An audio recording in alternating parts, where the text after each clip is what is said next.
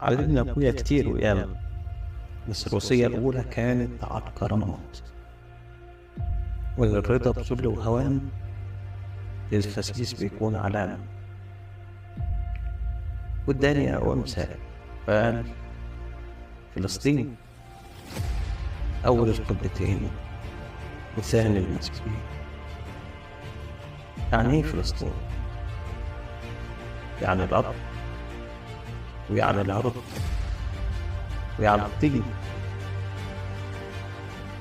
كنت بسمع أبويا دايما كان بيقول كلمة عروض، كنت بسأل يعني إيه كلمة عروض؟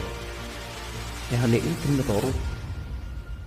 وكبرت وعرفت إن العروبة يعني الأخوة علينا مكتوبة، يعني المحبة مطلوبة، يعني قوتنا في وش العدو منصوبة، يعني الرجولة تشوفها في أسد صغير سواء